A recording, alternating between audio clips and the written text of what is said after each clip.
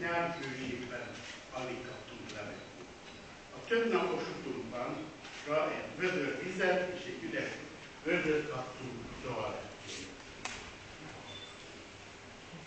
Egy napi utazás után június 27-én érkeztünk meg Kassára, ahol a magyar csendőröket német katonák váltották le. Itt egy vasúti alkalmazott, Brancsik István listát vezetett, az átutazás dátumát, indulási állomást és létszámot jegyezte fel. Ezen a napon a következő transportok kerültek a listára. Debrecen, ezt a transportot irányították át Ausztriába, Kecskemét, Nagyvárad és Békéscsaba 3118 fővel. 2 nap múlva, ma pontosan 70 esztendei június 29-én éhesen, szomjasan, kimerülve érkeztünk meg Auschwitz 2 Birkenauba. Egy kecskeméti orvos, dr. Vámos Jenő erről a napról a következőket említ tanúvallomásában. Majdnem egyidejűleg érkezett meg 3 szerelvény. A szelekció után 23 Mengele által kiválasztott orvos várt a rámpánál. Ezt a 4 transportot, mint később kiderült, Szegedről, Kecskemétről, Nagyváradról és Békéscsabáról érkezett.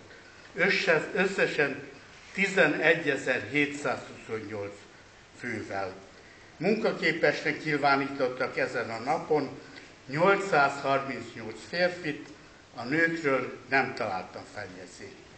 Ezen a napon, mint általában a transportok talán 80%-át megölték.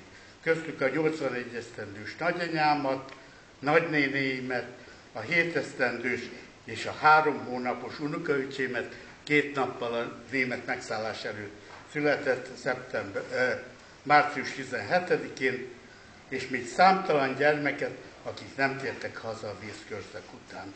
A békéscsabai halotti anyakönyvek több mint 115 év alatti fiatal nevét tartalmazza. 10 hét alatt, május közepétől július közepéig 137 transport keresztezte Kassát Auschwitz felé. 402.116 személlyel. Ez a Békéscsaba akkori lakosságának körülbelül 8-szorosa. Nagy részét Birkenauban és más munkatáborokban lelték halálukat. A halottakat nem tudjuk feltámasztani.